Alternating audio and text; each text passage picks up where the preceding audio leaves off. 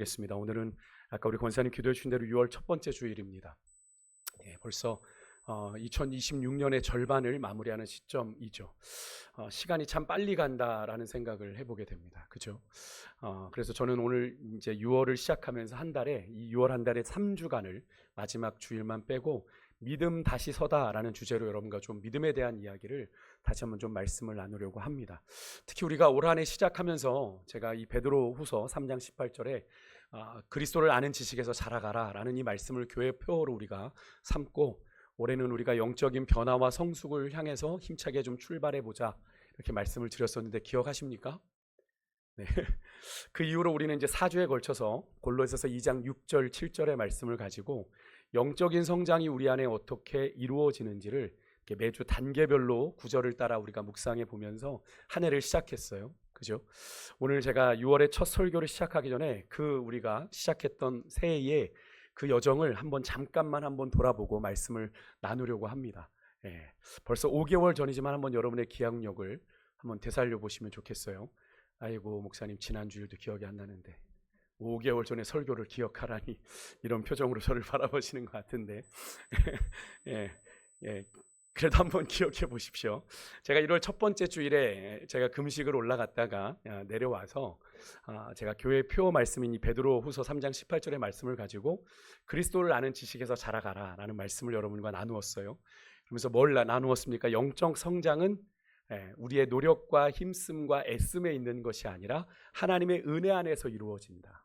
우리의 영적인 성장은 하나님의 은혜 안에서 이루어지는 것이고 우리가 하나님께서 우리 인생 가운데 은혜의 수단으로 우리를 성장케 하시는 수단으로 주시는 게 있는데 그게 말씀, 또 우리 인생의 만남, 그리고 고난도 하나님이 우리에게 은혜를 베푸시는 수단이 된다. 그래서 우리 믿는 자들은 고난을 뭐라고 고백해요? 고난이 진짜 모르 고난이 유익이라고 하잖아요. 고난이 유익이라는 고백을 세상에서 해보세요. 정신병원에 넣어요. 그죠? 왜 고난이 뭐 유익입니까? 그죠? 고난이 세상은 유익이라고 얘기하지 않아요. 그렇지만 하나님의 사람에게는 고난도 유익이 되는 줄 믿습니다. 아멘이시죠? 그런 은혜의 수단에 우리가 순종하며 나아갈 때 변화가 우리 안에 일어난다라고 말씀을 드렸고 영적 성장의 목표는 우리가 영적으로 높아지고 우리의 지위가 올라가고 이것이 아니라 잃어버린 하나님의 형상을 회복하는 거다. 그래서 우리 안에 누가 계세요? 하나님의 형상이 있거든요. 하나님이 계시기 때문에 우리가 하나님의 형상을 드러내야 되는데 아직도 우리는 부족하죠. 우리가 영적으로 변화되고 성장할 때 그리스도를 아는 지식에서 자라가며 그리스도를 닮아가게 된다라는 말씀을 드렸어요. 제가 이제 금식을 마치고 와서 1월 마지막 주일에 4일날 제가 그렇게 설교를 드렸고 1월 마지막 주일에 제가 이제 골로새서 말씀을 가지고 여러분과 4주에 걸쳐서 말씀을 나눴어요. 4주 했던 건 기억하시죠? 그것도 어쨌든 그래서 제가 그리스도 안에서 뿌리를 박을 때 성장한다라는 제목으로 여러분과 골로새서 2장 6절 7절의 말씀을 좀 나누면서 어떻게 성장을 하는가라는 이야기를 나누었을 때 하나님을 전적으로 의지하고 말씀이신 예수 그리스도께 우리가 뿌리를 내릴 때 우리 안에 새로운 믿음의 가능성이 열려진다. 우리가 새해를 시작하는데 우리가 그리스도 안에 말씀이신 그리스도 안에 깊이 뿌리 내리자 라는 말씀을 드렸어요. 그래서 더디더라도 순서대로 하나님은 때가 이름에 반드시 거두게 하신다. 사단은 끊임없이 우리에게 돌로 뭐를 만들어 먹어라? 떡을 만들어 먹어라. 쉬운 길로 가라. 어려운 길 가지 말고 쉬운 길로 가라 유혹하지만 그런 세상의 유혹들을 단호하게 거절하라는 말씀을 드렸었어요. 그 다음에 2월 첫째 주일에는 제가 같은 본문으로 말씀의 교훈을 받을 때 우리 안에 일어나는 영적인 변화의 과정이 어떻게 일어나는지를 말씀드렸습니다. 말씀이 우리의 생각 가운데 들어올 때 우리 안에 깨달음이나 찔림이나 영감이 오게 되죠. 그것으로 인해서 우리의 마음이 새로워지면 제일 먼저 나타나는 변화가 뭐라고 그랬어요? 우리의 시선이, 그죠? 시각이 변한다고 했습니다. 우리의 눈이 변하게 되고 눈이 변하게 되면 보는 것이 변하게 되면 우리의 뭐가 변해요? 입이 변합니다. 언어가 변하게 되고 언어가 변하면 뭐가 변해요? 행동이 변화가 되고요. 행동이 변화가 되면 습관이 변화가 되고 습관이 변화가 되면 우리의 인격이 변화가 되고 인격이 변화가 되면 결국엔 뭐가 변해요? 삶이 변화된다. 그러니까 우리가 그리스도 안에서 변화되기를 원해요. 속성으로 변화되기를 원해요. 짠하고 하나님 앞에 그렇게 되어지기를 원하지만 그렇게 쉽게 되어지는 것이 아니다. 그렇지만 우리는 변화의 과정 중에 있다라고 하는 것을 여러분 꼭 기억하시고, 이 변화는 우리가 그냥 겉으로만 거룩한 척 변화되는 체인지가 아니라 트랜스포메이션, 질적인 변화, 영적인 변화. 누구든지 그리스도 안에 있으면 새로운 뭐예요? 피조물이요. 하나님이 다시 빚으시는 그런 인생이 된다라는 이야기를 여러분께 드렸었어요. 기억 안 나셔도 그렇게 끄떡끄떡 좀 해주시면 좋겠어요. 그랬었지. 네. 그 다음에 2월 둘째 주에는 같은 본문으로 제가 믿음에 굳게 설 때 우리가 변화하고 성장한다라는 이 제목으로 2주에 걸쳐서 이제 설교를 하면서 마무리했습니다. 우리의 믿음의 대상은 누구예요? 예수 그리스도이시다. 믿음은 하나님의 선물이다. 내가 믿습니다라고 해서 믿는 게 아니라 믿음도 믿어지는 것도 그래서 제가 은혜다. 근데 믿음의 장애물이 있어요. 믿음의 장애물 두 가지 뭐예요? 의심, 두려움. 이 믿음의 장애물인 이 의심과 두려움을 무엇으로 극복해라? 말씀으로 극복해라. 말씀으로 극복해라. 마지막 이제 2월 셋째 주에는 제가 같은 본문 같은 제목까지 말씀을 전하면서 믿음 안에 우리가 굳게 서는 실제적인 방법이 있는데, 그것은 뭐 계속 반복되는 이야기였지만 하나님의 말씀을 의지하고 기도하며 예배 공동체 안에서 우리가 신앙의 훈련이 같이 동반되어질 때 믿음은 성장하게 되고 굳건하게 세워져 가게 된다라는 말씀을 여러분께 드렸어요. 여러분, 믿음은, 그래서 제가 그런 이야기를 드렸습니다. 믿음은 내가 이해되면 믿는 게 아니라 믿을 때 알게 된다라는 말씀을 제가 드렸어요. 제가 1월 첫 주를 포함해서 5주간의 이 전했던 말씀들 원고를 제가 이제 여러분과 좀 나누려고 이제 쭉 점검해 보면서 정리해 놓고 보면서 참 이렇게 우리가 새해를 시작했었구나라는 생각을 해보게 됐는데요. 그런데 여러분, 우리가 이제 상반기를 마무리하는 시점에 있어요. 우리가 그 말씀을 통해서 우리가 신앙의 뿌리를 어떻게 내리는지, 말씀이 우리를 어떻게 변화시키는지 이미 배웠고, 또 그 모든 것의 토대가 되는 믿음에 굳게 서는 법도 우리가 배웠는데, 제가 여러분들에게 좀 여쭐게요. 그 말씀들이 지금 여러분의 삶에 얼마나 살아 있습니까? 그럼 그 말씀이 여러분의 삶에 얼만큼 살아 계세요? 어떤 분은 이렇게 그래도 조금은 좀 목사님 달라졌습니다 라고 얘기하실 수도 있고, 어떤 분은 이전이나 지금이나 별 차이를 모르겠습니다 라고 얘기하실 수도 있고요. 또 어떤 분은 연초의 다짐이 이미 내 안에 다 퇴색되고 희미해진 것 같아, 아유 참 부끄럽네 라고 생각이 드실 수도 있습니다. 그런데 괜찮습니다. 어떤 과정에 계시든 어느 쪽이든 괜찮습니다. 여러분들이 오늘 이 예배 자리에 오셨다는 것 자체가 여러분이 아직 영적인 성장을, 영적인 변화를 포기하지 않았다는 증거니까요. 아멘이십니까? 그래서 나오신 거죠? 마지못해 그냥 나오신 건가요? 네. 사도 바울이 그래서 그런 말을 한 거죠. 갈라디아서에서 포기하지 아니하면 어떻게 해요? 때가 이름에 거둔다, 이렇게 말씀하신 거죠. 연초에 말씀드렸던 그 약속 지금도 유효한데, 여러분 기억하십니까? 씨앗이 땅 속에서 자라고 있는 시간, 우리 눈에는 아무것도 보이지 않아요. 왜 이 싹이 안 돋지? 우리가 생각하고 조바심도 나고 답답하지만 그 시간도 성장이라고 하는 과정에 있어서 귀한 과정이다. 그죠? 그 싹이 그 흙 안에서 영양분을 공급받고 싹을 틔울 힘을 키우는 그 시간도 성장이라고 하는 큰 관점에서 의미 있는 시간이다. 아무 의미 없어, 겉으로 볼 때는 왜 아무 조짐도 보이지 않지라고 생각되는 그 시간도 의미가 있다라는 말씀을 드렸는데요. 근데 저는 오늘 여기서 한 발짝으로 좀 더 나아가서 연초의 마지막 제가 시리즈를 마무리하면서 믿음에 굳게 서라라는 당부를 좀 드렸어요. 그러면서 과연 믿음에 굳게 선다는 것이 우리가 그러면 구체적으로 무엇인지, 그리고 믿음이 도대체 무엇인지를 제가 이번 6월 한 달 동안 여러분과 좀 3주 동안 믿음 다시 서다라는 주제로 여러분과 좀 살펴보려고 합니다. 오늘 그 첫 번째 시간인데요. 히브리서 11장을 통해서 우리가 믿음이란 무엇인가를 가장 기본적인 질문으로 다시 돌아가 보려고 합니다. 여러분은 뭘 믿으세요? 여러분의 믿음은 뭘 믿는 믿음입니까? 뭘 믿는 믿음이에요? 기초가 선명해야 되는 거죠. 그냥 믿어요. 그냥 하나님 믿어요 라고 믿는, 우리가 하나님 믿는다고 하는데 하나님 믿는다는 것이 과연 무엇을 말하는 건가, 하나님의 뭘 믿는다는 건가를 오늘 좀 우리가 확인해야 될 것 같습니다. 우리의 믿음의 기초를 다시 한번 좀 다지는 시간이 되기를 원하는데요. 먼저 믿음의 정의를 좀 살펴보면, 첫째, 믿음은 우리가 가장 혼동하는 것인데, 믿음은 느낌이나 감정이 아닙니다. 믿음은 느낌이나 감정이 아니에요. 성도 여러분, 이런 생각 해보신 적 있으신가요? 신앙생활하면서 요즘 왜 이렇게 내게 은혜가 없지? 왜 이렇게 내 마음이 냉랭하지? 믿음이 없는 건가? 예전에는 찬양할 때 좀 눈물도 나고, 말씀을 들을 때 눈물도 나고 예배할 때 막 가슴이 뜨거워지고 막 이랬는데 왜 요즘엔 그런 게 없지? 라고 생각하시면서 많은 분들이 이런 식으로 믿음과 우리의 감정을 동일시합니다. 그래서 은혜롭고 뜨거운 느낌이 있으면 믿음이 아직 나한테 있구나 이렇게 생각을 하고, 그 느낌이 사라지면 믿음도 없는 건가? 이렇게 믿음도 사라진 것처럼 여기게 되는 거죠. 가장 많이 우리가 헷갈리는 부분인데요. 하지만 오늘 우리가 함께 읽었던 히브리서 말씀은 이렇게 믿음을 우리에게 정의합니다.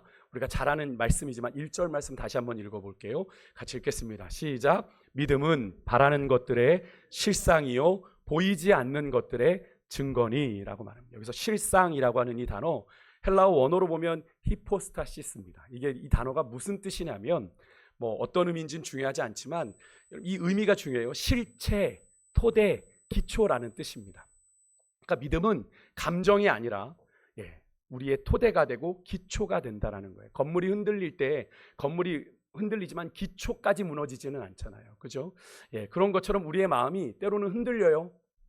흔들리고 감정이 메말라질 때가 있어요. 그렇다고 믿음의 토대가 기초가 사라진 것은 아닙니다.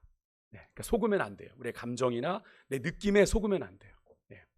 여러분, 믿음은 우리의 감정 상태가 아니라 하나님의 약속 위에 서 있는 것입니다. 아멘이세요? 다시 말해서 믿음은요, 내가 얼마나 뜨겁게 느끼느냐가 아니라 여러분, 변하지 않는 하나님의 약속의 말씀 위에 내가 서 있느냐의 문제입니다. 여러분은 하나님의 약속의 말씀 위에 서 계십니까? 흔들릴 때마다 그 말씀 붙잡고 계세요? 그렇다면 여러분 믿음 안에 서 계신 거예요. 우리가 그 맞닥뜨리는 인생의 어려움 앞에서 내 감정에 치이고 내 느낌에 속아서 내가 낙심하게 되고 좌절하게 되는 것, 그것은 우리가 믿음이 흔들리고 있는 거죠. 다음으로 이 히브리서 기자는 믿음은 보이지 않는 것에 대한 확신이라고 말하고 있습니다. 1절 뒷부분을 다시 보면 믿음은 보이지 않는 것들의 증거다라고 되어 있는데, 여기 증거라는 이 단어가 반박할 수 없는 증명을 의미합니다. 반박할 수 없는 증명이요. 조금 풀어서 말씀드리면 믿음은 눈에 보이지 않는 것, 우리가 사실 믿는다고 하는 것이 다 눈에 보이지 않는 거죠. 하나님, 그죠? 하나님의 약속, 천국, 그죠? 부활, 우리가 다 볼 수 없는 것들입니다. 근데 이것을 이미 내가 눈으로 본 것처럼 확신하는 것이 믿음이라고 하는 거예요. 여러분, 이 믿음을 가지고 계십니까? 이 믿음 안에 서 계세요? 보지 못했지만 내가 믿음으로. 3절 말씀도 함께 보겠습니다. 3절 한번 보겠습니다. 시작. 믿음으로 모든 세계가 하나님의 말씀으로 지어진 줄을 우리가 아나니 보이는 것은 나타난 것으로 말미암아 된 것이 아니니라. 여러분, 우리 가운데 창조의 순간을 난 보았습니다. 하시는 분 계십니까? 없죠. 과학으로도 그것은 증명될 수가 없습니다만 완전히 우리는 믿음으로 알죠. 그죠? 창조는 우리가 믿음으로 합니다. 이 세계가 하나님의 말씀으로 창조되었다는 걸 여러분 믿으십니까? 믿으세요? 연초에 제가 그런 말씀 드렸습니다. 그리스도인은 내가 이해돼야 알아야 믿는 사람들이 아니라 어떤 사람들이에요? 우리는 믿기에 아는 존재다라는 말씀을 드렸습니다. 그러면서 제가 신존재 증명을 했던 존재론적 증명을 했던 중세 철학자인 안셀무스의 명제를 이야기하면서 여러분들에게 말씀드렸죠. 내가 신의 존재를 어떻게 알기 위해 믿는다. 그죠? 내가 알기 위해 믿는다. 여러분, 이 말을, 이 안셀무스의 말을 혹시라도 혹여나 제가 말씀을 드리면 그럼 무조건 믿어라 이렇게 이해하시면 안 됩니다. 안셀무스는 믿음이 먼저이고 그 뒤에 믿음으로 인한 이해가, 그 존재에 대한 이해가 따라온다라고 이야기했던 겁니다. 그러니까 믿음이 먼저라고 얘기한 거예요. 그러니까 세상은 우리에게 그러죠. 보아야 내가 믿겠다, 내가 만져봐야 믿겠다, 내가 확인해야 믿겠다 하지만 하나님의 나라는 믿어야 보인다입니다. 아멘이십니까? 믿어야 보여요. 믿어야 보여요. 근데 사실 우리가 이 믿음조차도 여러분 우리가 스스로 만들어내는 것이 아니죠. 내가 믿습니다 하면 믿어집니까? 아니잖아요. 그죠? 성령께서 우리 안에, 그죠? 진리의 빛을 비춰주실 때 우리는 비로소 믿음의 눈이 열리게 되는 거죠. 그래서 믿어지는 것도 제가 은혜라는 말씀을 여러분들에게 드렸어요. 그러니까 믿어지는 것이 은혜입니다. 그리고 여러분, 그렇게 믿음이 생긴 뒤에야 우리가 하나님을 더 깊이 이해해가는 믿음의 여정, 인생의 믿음의 순례의 여정이 시작되는 거예요. 그래서 사도 바울은 믿음도 하나님의 선물이다, 하나님의 은사다라는 말씀을 했던 거예요. 그래서 여러분, 우리가 오늘 이따가 찬양하겠지만 우리가 예수 믿는 것은 받은 증거 많도다. 예수 귀한 예수 뭐라고 마지막 고백해요? 믿음 더욱 주소서 고백을 하는 거죠.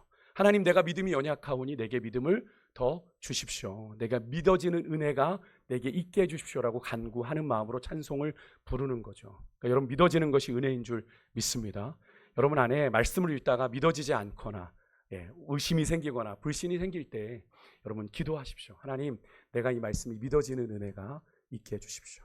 성령의 조명하심 가운데 믿어지는 은혜가 있게 해주십시오. 기도할 때 하나님이 여러분의 눈을 열어 믿음으로 바라보게 하실 줄 믿습니다. 명심하세요. 하나님의 나라 법칙은 보여서 믿는 것이 아닙니다. 여러분이 그렇게 생각하시면 여러분의 믿음은 여러분이 딱 볼 수 있는 인식의 한계만큼만 여러분의 믿음이 존재할 거예요. 그럼 여러분 그 인식의 한계, 이해의 한계를 뛰어넘는 건 여러분은 절대로 믿을 수가 없어요. 그렇게 되면 사실 성경에도 여러분이 받아들이실 수 없는 일들이 많겠죠. 그죠? 근데 여러분 성경의 사건이 하나님이 이루신 역사인 걸 믿으십니까? 분명히 일어난 사건인 걸 믿으세요? 우리 소설책을 읽는 게 아닙니다. 여러분 이것이 우리가 주님이 하신 일이라고 믿잖아요. 이 일이 오늘 우리의 삶 가운데서도 여전히 일어남을 믿으십니까? 믿을 때 그 역사들이 일어나게 되는 거죠. 근데 믿지 않으면 보이지 않는 겁니다. 여러분 하나님 나라 법칙을 꼭 기억하실 수 있길 바라는데 믿음이 먼저라는 사실, 여러분 그렇다고 무조건 믿으라는 말씀 드리는 건 아닙니다. 믿을 때 하나님을 아는 이해의 깊이가 더 넓어지게 되는 거예요. 그래서 복음서에서 여러분 예수님께서 병자들을 고치실 때 모든 병자들에게 그렇게 하지 않으셨지만 주로 던지셨던 질문이 뭡니까? 내가 믿느냐라는 질문을 자주 던지셨죠. 그죠? 예수님께 나온 자들을 향해 내 병을 좀 고쳐주십시오라고 고백하는 자들에게 맹인된 자에게 내가 믿느냐라고 물어보셨잖아요. 여러분 믿음이 있을 때 하나님의 역사를 보게 되는 줄 믿습니다. 여기서 한 가지 질문이 생기죠. 여러분 믿음이 하나님의 역사 약속 위에 서는 것이고, 그죠? 그 약속을 우리가 붙드는 것이고, 먼저 우리가 믿을 때 하나님의 역사가 보이기 시작한다면 그 믿음이 없으면 어떻게 되나요? 여기에도 그런 분들이 계실 수 있는데 히브리서 기자는 분명히 이 사실에게 선명하게 답을 줍니다. 6절 말씀 첫 구절만 우리 한번 좀 읽어볼게요. 화면 보시면 되겠습니다. 시작. 믿음이 없이는 하나님을 기쁘시게 하지 못하나니. 여기까지만요.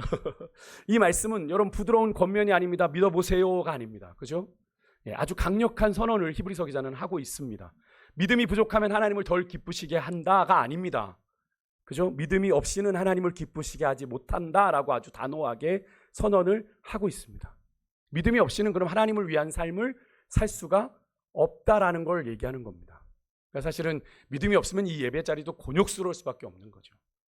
이 예배 자리도, 기도의 자리도. 믿음은 여러분 신앙생활의 한 덕목이 아닙니다. 우리가 여러 가지 사랑, 이런 여러 가지 얘기, 은혜, 이런 거 얘기하는 것처럼 여러 덕목 중에 하나가 아니라 하나님과의 관계 전체를 가능하게 하는 아주 기본적인 뿌리가 믿음이에요. 믿음이에요. 있어도 되고 없어도 되는 선택사항이 아니라 하나님과의 관계에 있어서 믿음이 없이는 하나님과의 관계가 시작될 수가 없습니다. 여러분 하나님은 영이시죠. 보입니까? 안 보입니다. 눈에 보이지 않고 손에 잡히지도 않습니다. 그렇다면 우리가 하나님께 나아갈 수 있는 유일한 통로가 뭘까요? 믿음이죠, 믿음. 안 보이지만 하나님이 계시다고 믿어야, 그죠? 믿어야 하나님과 관계할 수 있어요. 믿음이 없으면 보이지 않는 하나님께 나아갈 방법이 없어요. 생각해 보십시오. 두 사람이 관계를 맺으려면 먼저 상대방이 존재한다고 있다는 걸 알아야 되잖아요. 그죠? 그리고 내가 그 사람이 나를 받아줄 거다라고 하는 신뢰가 있어야 관계가 시작되는 거잖아요. 그렇지 않습니까? 하나님과의 관계도 마찬가지입니다. 그래서 여러분 6절에 히브리서 기자가 말한 것 두 가지. 우리가 믿음의 내용이 있어요. 우리가 하나님을 믿습니다. 여기 이것도 틀린 답은 아닙니다. 근데 하나님의 뭘 믿느냐는 거죠. 하나님의 뭘 믿느냐. 하나님의 두 가지를 믿는데 하나님이 계시다는 것과 하나님이 자기를 찾는 자들에게 어떤 분이에요? 상 주시는 이심을 믿어야 해요. 이 두 가지에 대한 믿음이 없으면 하나님과의 관계 자체가 출발이 불가능한 겁니다. 혹시 여러분의 믿음을 모호하게 생각하시면 나는 하나님을 믿습니다. 뭘 믿냐는 거죠. 하나님에 대해서. 하나님에서 내가 뭘 믿고 있느냐는 거예요. 하나님이 살아계시다는 것, 그리고 하나님이 자기를 찾는 자들에게 상을 주시는 분이다. 기도의 예를 들어볼까요? 여러분 하나님이 계시다는 믿음이 없다면 기도할 수 있을까요? 세상 말로 하면은 헛수고하는 거죠. 없습니다. 하나님이 들으신다는 믿음이 없으면 기도할 이유도 없겠죠. 여러분, 말씀도 마찬가지. 이 말씀이 하나님의 말씀이라는 믿음이 없다면 이 책은 그냥 사람들이 오랫동안 읽어왔던 베스트셀러 가운데 그냥 하나로 우리가 볼 수밖에 없는 내용이죠. 우리가 지금 예배도 마찬가지입니다. 하나님 여기 계신다라고 하는, 하나님 여러분 예배 가운데 지금 임재하셔서 우리 가운데 함께 하시는 걸 믿으십니까? 예, 그것을 믿지 않으면 이 예배는 그냥 모임이나 그냥 종교 행위를 우리가 하고 있는 거예요. 저는 이 가운데 하나님이 임재하고 계신 줄 믿습니다. 하나님께서 우리 가운데 역사하고 계세요. 그래서 여러분, 믿음은요, 신앙생활의 일부분이 아니에요. 신앙생활 전체를 가능하게 하는 중요한 전제가 믿음입니다. 뿌리가 없으면 나무가 서지 못하잖아요. 제가 다육이를 좀 키워보려고 부모님 댁에 방문했다가 샀거든요. 근데 제가 되게 방치를 했어요. 뭐 물을 워낙 띄엄띄엄 주라고 하니까 생각날 때마다 물을 줬는데 어느 날 전사했어요. 다 말라서 이렇게 다육이가 죽었더라고요. 여러분, 뿌리가 없으면 제대로 나무가 서지 못하듯 믿음이 없으면 기도도, 말씀도, 예배도, 하나님과의 관계도 성립이 되지 않는 겁니다. 그래서 여러분, 우리가 연초에 제가 골로새서 2장 7절의 말씀에서 사도 바울이 뭐라고 권면했냐면 너희가 믿음에 굳게 서서라는 표현을 썼어요. 그러면서 제가 그 말씀을 여러분들에게 설명드리면서 우리가 말씀 위에 뿌리를 내리는 것도, 말씀을 우리가 은혜로 받는 것도, 우리가 그렇게 말씀을 쫓아 감사가 넘치는 삶을 사는 것도 다 무엇이 돼야 된다? 믿음에 굳게 설 때 가능하다. 그러니까 믿음의 토대 위에 있을 때만 그것이 가능하다라고 얘기하고 있는 거예요, 사도 바울은. 그렇다면 여러분, 믿음은 우리가 무엇을 믿는 겁니까? 제가 조금 전에 이미 말씀드렸지만 두 가지를 믿는 거예요. 한번 우리 6절의 뒷부분 같이 한번 읽겠습니다. 시작. 하나님께 나아가는 자는 반드시 그가 계신 것과 또한 그가 자기를 찾는 자들에게 상 주시는 이심을 믿어야 할지니라. 아멘. 히브리서 기자는 믿음의 내용을 두 가지로 정리했어요. 첫째는 뭐예요? 하나님이 계시다는 것. 여러분, 믿으십니까? 이 말을 부정하실 분들 아마 이 자리에 거의 없으실 거라고 생각해요. 그러니까 예배 자리에 오셨겠죠? 근데 여러분, 이 사실 우리 믿는 사람들에게는 너무나 당연한 이야기지만 이 사실 우리가 흔들릴 때가 있죠. 우리가 좀 솔직해 본다면 어떤 때 그렇습니까? 아무리 기도해도 하나님이 응답하시지 않을 때, 그죠? 아무리 기도해도 상황이 변하지 않을 때, 이해할 수 없는 고난과 어려움과 역경이 우리 가운데 찾아올 때, 하나님 왜 가만히 계세요? 하나님 정말 계신 거 맞아요? 하나님 왜 나를 이렇게 곤고함 가운데 버려두시는 겁니까? 라고 질문하며 어디까지 갑니까? 자꾸 그렇게 생각하다 보면 하나님이 정말 안 계신 거 아니야? 라는 생각까지 가게 되죠. 벌써 별로 여러분들은 그런 생각까지 안 하시나 봐요. 저는 가끔 그런 생각이, 하나님이 안 계신 것 아닌가? 의심의 파도가 그렇게 밀려올 때가 있죠. 우리를 그렇게 잡아 삼킬 때가 있습니다. 여러분, 연초에 우리가 나누었을 때 여러분, 믿음의 가장 큰 장애물 중에 하나가 바로 의심이죠. 의심. 그렇게 의심과 회의가 밀려올 때 여러분, 우리가 필요한 것이 바로 이 첫 번째 믿음입니다. 당연하게 여기지 마시고 여러분이 정말 이 믿음을 여러분 안에 가지고 계신지 한번 진짜 질문해 보세요.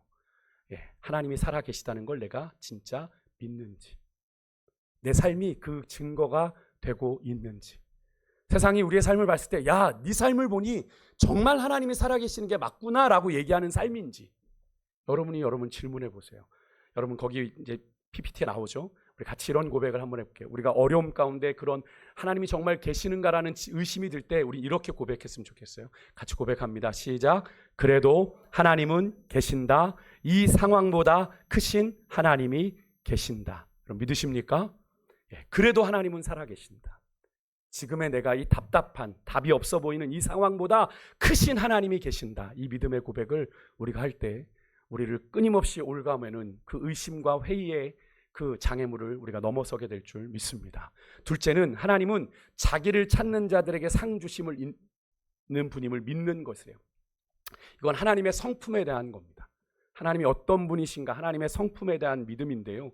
하나님은 우리를 방치하시는 분이 아니라 하나님이 우리가 간절히 우리 하나님을 찾을 때 하나님은 반드시 응답하시고 보상해 주시는 분이다라는 사실을 믿는데 여러분, 믿으세요? 진짜 믿으세요? 근데 자꾸 낙심하세요. 제가 연초에 이 두려움이 믿음의 장애물이 된다는 말씀을 드렸습니다. 두려움의 근원 중에 하나가 바로 이거죠. 내가 아무리 기도해도 뭐가 달라지겠어? 라고 하는 생각이요. 이것은 하나님의 성품을 오해하는 겁니다. 그죠? 하나님이 신실하지, 아까 우리 찬양했는데 신실하시다는 걸 오해하는 거죠. 아닌데, 내 삶을 보니 하나님은 신실하지 않은데 라고 오해하는 거죠. 근데 여러분, 하나님은 결코 우리의 기도를 외면하는 분이 아닙니다. 아멘이십니까? 반드시 그리고 기쁘게 응답하시는 분입니다. 왜 자신이 없으세요? 다만 우리가 응답하는 하나님의 시기와 방식이, 하나님의 때와 방식이 우리의 기대와 다르기 때문에 하나님이 우리의 기도에 응답하지 않는다고, 때로는 우리를 외면하고 방치했다고까지 생각을 하게 되는 거죠. 근데 결코 그렇지 않습니다. 여러분, 좀 예를 들어볼게요. 여러분, 아이가 팔이 골절돼서 당장 급하면 병원 데려가기 전에 어떻게 합니까? 팔이 다시 접히지 않도록 이렇게 부목을 대서 고정을 시켜요. 그죠? 그럼 아이가 되게 불편하니까 막 빼달라고 부모에게 보채잖아요. 그죠? 여러분, 부모가 빼줘야 됩니까? 애가 아프다고 하면? 아니죠. 부모는 단호하게 거절을 합니다. 그럼 부모의 단호한 모습이 아이에게는 어떻게 비출까요? 부모가 나 이렇게 불편한데, 나 이렇게 고통스러운데 외면하는 것처럼 느껴질 수가 있겠죠. 그죠? 근데 하지만 부모는 알고 있습니다. 지금 이 불편함이 이 아이의 뼈를 제대로 붙게 하는 과정이라는 것을 알기에 양보할 수가 없는 거죠. 아이를 정말 위하는 것이 무엇인지 알기에 그것을 해줄 수가 없는 거죠.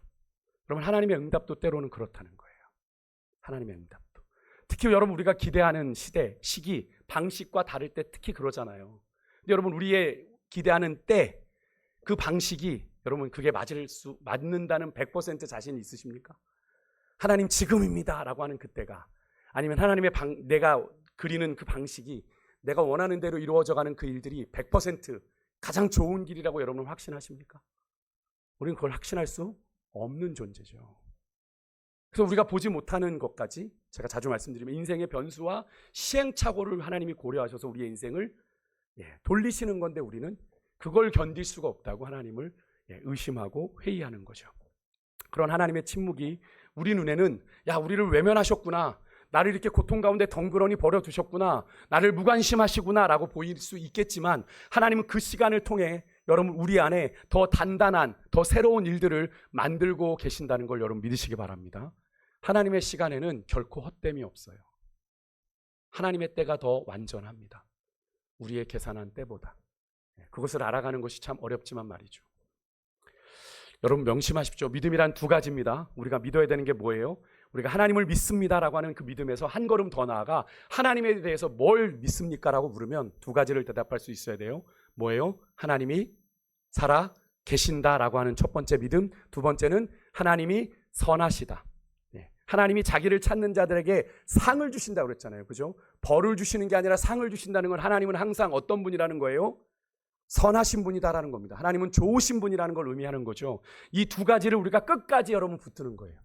여러분이 믿음을 붙잡는다는 건 이 두 가지를 끝까지 붙잡는다는 겁니다. 하나님이 살아 계십니다. 그리고 하나님은 선하신 분입니다. 이 두 가지를 우리가 믿는다라고 고백하실 수 있어야 돼요.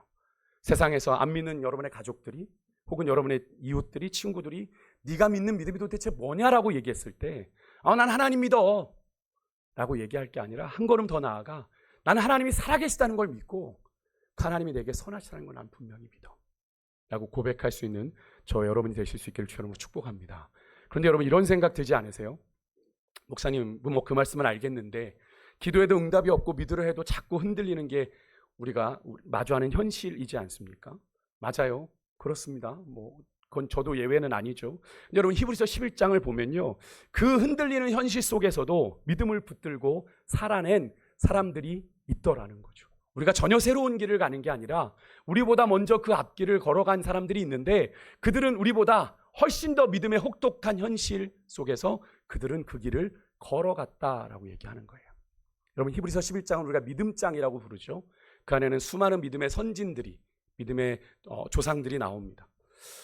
믿음의 명예의 전당이라고도 불러요. 믿음의 위대한 업적들을 세운 믿음의 인물들이 나열되어 있으니까요. 아벨, 에녹, 노아, 아브람, 사라, 수많은 믿음의 선진들이 줄줄이 등장을 하죠. 근데 여러분, 이들의 공통점이 뭔지 아십니까? 히브리서 11장에 등장하는 믿음의 선진들의 공통점 뭔지 아세요? 그들은요, 모두 결과를 보기 전에 먼저 믿고 행동했다라는 거예요. 결과를 보기 전에, 일의 결과를 보기 전에 하나님의 약속을 먼저 믿고 그 믿음 따라 행동했다라고 하는 겁니다. 여러분, 믿음이 있다라고 하는 건 바로 그거예요. 하나님이 살아계신다고 여러분 우리가 믿는다고 고백합니다. 하나님은 선하시다라고 고백하는데 여러분 과연 그렇게 하나님의 약속을 그렇게 믿고 행동하고 계십니까? 여러분, 노아를 보세요. 비가 올 것이라는 증거가 하나도 없는 상황에서 하나님이 명령하신 방주를 지었습니다. 아브라함도 갈 바를 알지 못하고 어디로 가는지도 모르면서 고향을 떠났어요. 여러분, 이런 믿음의 선진들을 가리켜 히브리서 기자는 이렇게 말합니다. 13절을 같이 한번 좀 읽어볼까요? 13절 같이 읽습니다. 시작. 이 사람들은 다 믿음을 따라 죽었으며 약속을 받지 못하였으되 그것들을 멀리서 보고 환영하며 또 땅에서는 외국인과 나그네임을 증언하였으니. 아멘. 그들은 약속을 받지 못했다. 무슨 얘기입니까? 그들에게 주신 약속이 성취되는 걸 보지 못했다라고 하는 겁니다. 하지만 그 약속의 성취를 멀리서 봤다. 믿음으로 바라본 겁니다. 현실로 본 게 아니라 멀리서 봤다는 건 믿음으로 봤다는 겁니다. 하나님이 이루실 걸. 그리고 그것을 환영했대요. 기뻐했대요. 당장 내 현실 속에서 이루어지지 않지만 하나님이 이루실 것을 나는 바라보며 믿고 감사합니다. 기뻐합니다. 고백했다는. 여러분, 이것이 바로 믿음이에요. 이것이 믿음이에요. 아직 내가 손에 쥐지 못했지만 이미 받은 것처럼 감사하고 기뻐하는 것. 왜 그렇습니까?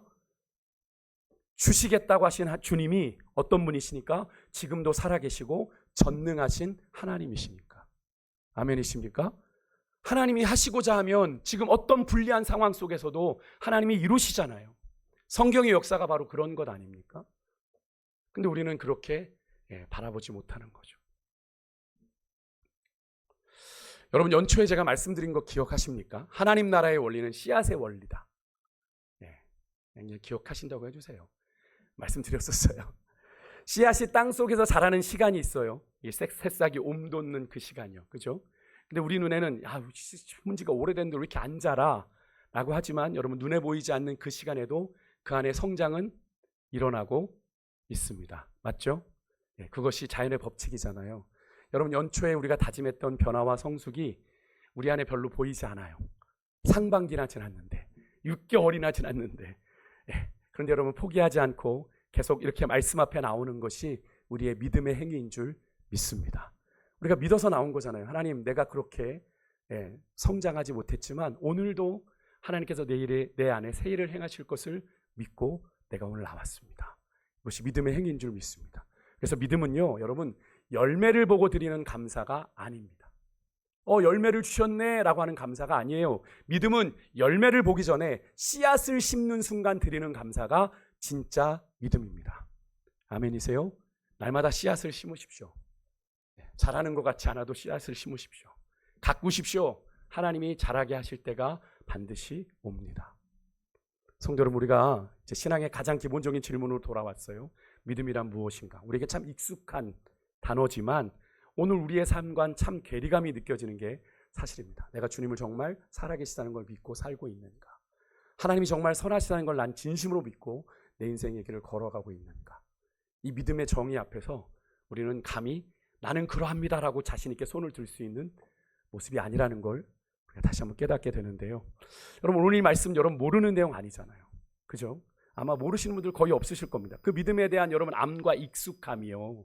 이 믿음이란 단어에, 믿음이란 개념에 이 아는 것과 익숙함이 여러분의 삶에서 이 믿음이 실제가 되어서 여러분 안에 역사하고 있는지가 정말 중요하거든요. 여러분, 그렇게 역사하고 있습니까? 아멘. 고맙습니다. 그런 의미에서 우리가 나눈 이 믿음의 이야기가 여러분에겐 다시 한번 여러분의 믿음을 좀 점검하고 돌아보는 계기가 되기를 원합니다. 막연하면 안 돼요. 내가 그냥 믿습니다 라고 하는 것으로 하면 안 되고요. 내가 믿는다면 그런 믿음의 선택을 하나님 앞에 드려야죠. 열매 보고 그때 가서 감사하겠습니다가 아니라 내가 씨를 심는 그 순간 내가 이미 감사합니다. 왜? 하나님이 이루실 걸 믿으니까. 아멘이십니까? 그게 믿음의 삶이에요. 오늘 나눈 믿음에 대한 사실 4가지 정리 다시 한번 좀 드리고 말씀 마칠게요. 먼저, 믿음은 감정이 아니라는 말씀 드렸어요. 그죠? 감정에 속지 말자. 믿음은 하나님의 약속이 변하지 않는, 약속이라는 그 변하지 않는 믿음의 토대 위에 서는 것이 믿음이다. 말씀 위에 서는 것이. 그 약속은 막연한 게 아닙니다. 우리가 하나님의 약속 말씀을 우리가 막연하게 바라보면 안 돼요. 하나님이 성경을 통해 이미 계시해 주신 약속 다 이루어졌다라고 말씀을 드렸어요. 그죠? 구약의 말씀들이, 신약의 말씀들이 다 이루어지고 한 가지 약속만 남았어요. 무슨 약속 남았어요? 주님이 다시 오신다는 약속이요. 1600여 년 동안 40여 명의 저자들이 이 성경을 기록했는데 그 약속들이 다 이루어졌다면 그 마지막 약속도 이루어질 것이고 그 약속이 우리의 삶 가운데서도 동일하게 일어날 걸 믿으십니까? 그렇게 믿고 살아가는 것이 믿음이라는 거예요. 그래서 우리가 여러분 이 말씀을 읽는 것은 어떤 종교적인 의무, 안 하면 또 박 목사 눈치 줄 거고 이래서가 아니라, 종교적 습관이 아니라, 여러분 이 말씀을 앞에 내가 선다는 건 변하지 않는 이 하나님의 약속을 내가 날마다 붙든다라고 하는 믿음의 행위입니다. 내가 이 말씀을, 약속의 말씀을 믿음으로 붙듭니다. 주여 말씀하여 주옵소서.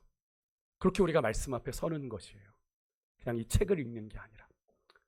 또한 여러분 믿음은 눈에 보이지 않는 것을 이미 본 것처럼 붙드는 겁니다. 믿음은 하나님이 계시다는 것, 하나님이 선하시다는 것을 끝까지 놓지 않는 것. 여러분 꼭 기억해 주십시오. 우리가 믿는 두 가지 믿음 뭐라고요? 하나님이 살아 계시다라고 하는 것, 두 번째 하나님은 선하시다라고 하는 것. 이 두 가지에 대한 믿음이 우리가 하나님을 믿는다고 하는 이 두 가지의 내용을 꼭 기억하셔야 돼요. 연초부터 우리 한 해의 절반을 향해 달려오는 지금까지 여러분의 삶에 믿음의 씨앗을 어떻게든 심어 오셨다면 그것은 결코 헛되지 않을 겁니다. 여러분이 원하는 만큼의 결과가 이루어지지 않았고 성장이 이루어지지 않았어도 괜찮습니다. 지금 당장 눈에 보이는 확연한 변화가 없어도 하나님은 그 씨앗을 여전히 만지고 여전히 일하고 계시는 줄 믿습니다. 하나님 그것을 열매 맺게 하실 거예요. 오늘 다시 한번 여러분 믿음의 자리에 서시기를 도전하고요. 흔들렸어도 괜찮습니다. 의심과 회의에 휘청거렸어도 괜찮습니다. 다시 서면 됩니다. 쓰러졌어도 괜찮습니다. 낙심하고 좌절해서 안 되나 보다 해서 쓰러졌어도 괜찮습니다. 여러분 다시 일어나면 됩니다. 하나님이 그렇게 다시 믿음으로 일어서는 여러분들을 기뻐하시고 여러분을 붙들어 주실 거예요. 어차피 여러분 우리가 믿는 것 내 힘과 내 노력으로 내가 믿습니다. 내 의지와 결단으로 믿는 것 아니라 하나님이 은혜 주실 때 믿어지는 거잖아요. 그럼 믿어지는 은혜가 여러분에게 풍성하게 임하기를 주 여러분으로 축복합니다. 우리 같이 찬양을 좀 했으면 좋겠는데 우리 아까 마지막 불렀던 신실